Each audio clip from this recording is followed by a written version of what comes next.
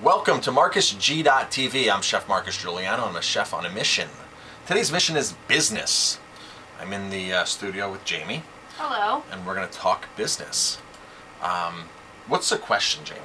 So what can a business do above and beyond a loyalty program? So we have a loyalty program. What can a business do, like us, above and beyond to turn guests into raving fans, to make them want to continue coming to your business and patronizing you over and over again? Without a loyalty program, without receiving something. Great. So a lot of businesses these days have loyalty programs. You know, we all remember frequent flyer miles were really the first, and like Marriott had their rewards program, where if you spend money with them, they give you a savings back. They give you a reason to come back. They give you a bounce back offer. They accumulate points. You get free miles, a free flight. And it seems like everybody is kind of doing that today. Many businesses are doing it. I've even seen like Chamber of Commerce's offering this to their members and doing like a whole Chamber of Commerce loyalty program where 15, 20, 100, 200 businesses can be in the same network, in the same loop. So it's happening in small businesses alike these days. However, this is a great question, Jamie, because a lot of businesses just rely upon that and do nothing else because they think that's enough to get people in. But we have to realize that, like you said, every business, it seems like, you know, over half the businesses have some type of loyalty program. Well, you need to make yourself stand out. You need to make yourself unique and different than just the loyalty program. Great. So we want to talk about the 3 top tips that we do that are above and beyond our loyalty program. Tip number 1, Jamie? Handwritten thank you notes. We require our staff to write personalized, handwritten thank you cards every single night. They're all required to do one. I would like them to go above and beyond and do more, but they're all required to do one. At least one. So if you have 3 servers on that night, you'll have at least 3 that night. So they can do it in a couple of different ways. One, they signed up for our email and they received their email and address, you know, through a comment card. Right. So the guests will give us their information through a comment card, which means we'll have their address, their physical mailing address. Or they use our loyalty program and find the guest name and address, and they can thank them with the thank you card using the information that we already have. Right. Now, but it's just much more than a thank you note. We require our staff to really get more personalized. So whether they just came off the mountain hiking, right, then because they can they've had a conversation with the guests at the table, and so we want them to put something a little bit more personalized, like, so glad you liked the lobster and shrimp scampi this evening, so, you know, excited about your son's wedding coming up, congratulations. So it's not a generic thank you for dining with us, it was great to see you, can't wait to see you again. It's not like that. It's something where we pull specifics out of their dining experience or their day or whatever's going on in their life, so they know they're involved. Now, these work phenomenally well. They do, and we get extreme positive feedback. I've gotten text messages from the guests before, you know, friends of mine who have gotten them that I didn't even know they were, you know, receiving one. And I get thank yous, just email thank yous. Right. People come into the restaurant, and we've had on numerous occasions, people will say, I'm back for the second time within 2 weeks because I got the thank you card. That was so nice and so personalized, and we just had to come back because of that. Now that cost was basically what a stamp would cost. 47 cents, 48 cents now? Whatever a stamp cost is what that costs. And it's either a postcard or a card. We get generic ones.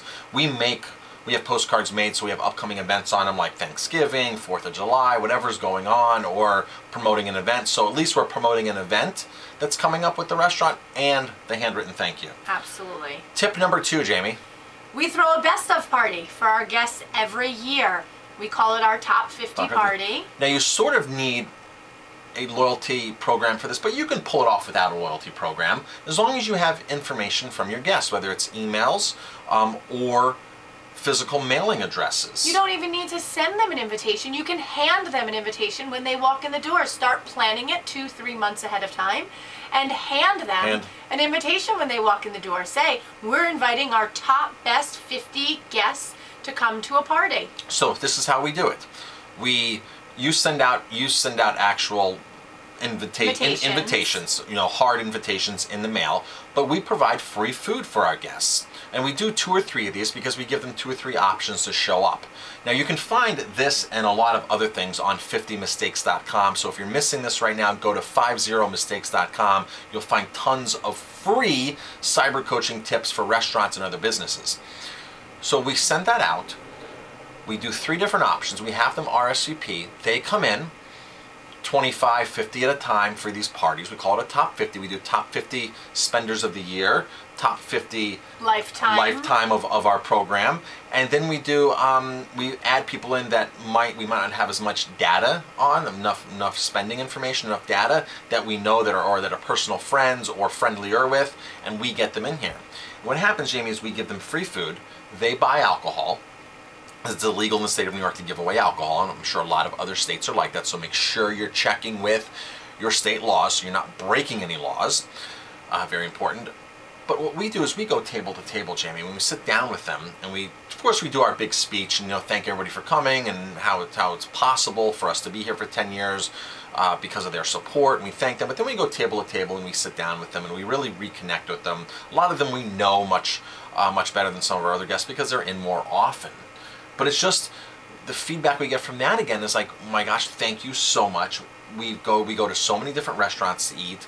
And nobody ever does anything like this. Right, that's the most common thing we hear. We've never had a single thing done like this. Everybody feels special, and they leave and they tell their friends and they tell people because they're raving fans at that point. Raving fans. Now, this is not designed to be a money maker. However, people do buy alcohol, and you will have some people that will splurge on better bottles of wine or whatever. This is not designed to be a moneymaker. It's designed to be an appreciation. They've already given us their money for the year, for the 5 years that they've been coming. We've already gotten that from them. This is just to say, hey, thank you. So we're putting food up on the bar. It's small bites. It's enough to make a meal out of. And it's maybe things that we're trying out, new things on our menu. Maybe it's classics we're bringing back. Maybe it's just stuff that we have put together based upon the ingredients on hand. So top 50 party, you can call it a top 100 party, you can call it whatever. The idea is get them in and appreciate them. Guest appreciation, whatever. And what's our third tip, Jamie? The third tip is about educating and using your blog to educate people about different things that are going on in the environment, in the food industry. We're very green driven. If you're a wine restaurant, you can have an incredible wine educational blog where you take the intimidation out of wine. If you're a wine shop, the same exact thing. If you're a car shop, a repair shop, you can take the intimidation out of things. You can educate your guests on how to prepare your car for the winter, things they can do themselves. So you think outside of the box of restaurants with this. It's restaurants and beyond. So what I do is, because we're certified green and we're on that green mission, my blog is focused on health, organic foods. I have a whole separate blog where it's some micro content on farmed salmon and why we don't support farmed salmon. So you can create these small micro blogs and put up other people's content plus your content and use that to educate your guests. We have a lot of people who come to the restaurant, Jamie, that watch our YouTube videos, that check out our channel, that check out our blogs, check out our emails, and they come because they want to talk to us and find out why we support a product or why we don't support a product. And it builds trust in our guests. Our guests trust what we are serving on our menu, the information that we're giving them is accurate as best to our knowledge.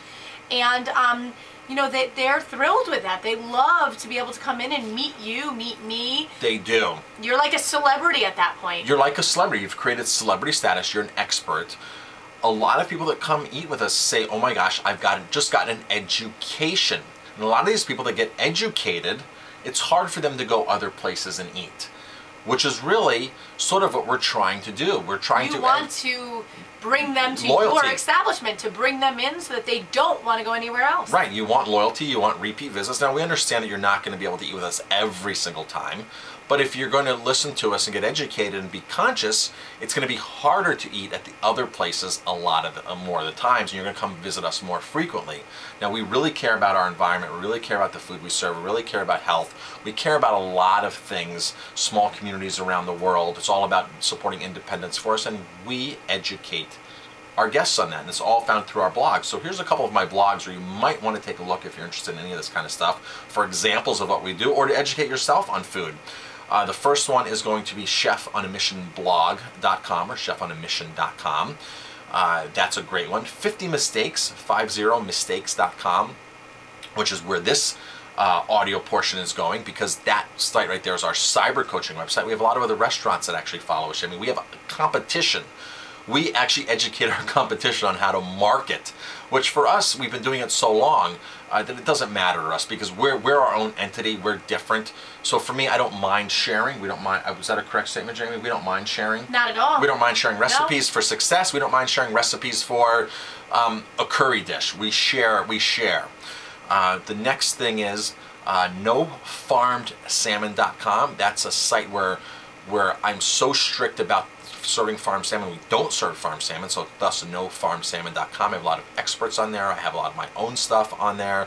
There's tons and tons of research that you can find on there, nofarmedsalmon.com. And I also have some other like different off-the-wall sites. Like one is called crazymountainruns.com. We live in a valley here in the Shawangunk Mountains in upstate New York, near New Paltz. There's some great running here, some great mountains here. So I've created this site called Crazy Mountain Runs, and it has about 10 different mountain courses that you can run. And each course starts and ends at the restaurant, which is a way to promote people and promote the restaurant in an indirect way. I also have another website, which is the name of our municipality. We live in Ellenville. The restaurant's in Ellenville. So I have an ellenville.com where I list all of the events that are going on in town, and I promote our events heavily on there as well. So when I say think out of the box, I mean think out of the box here and get creative.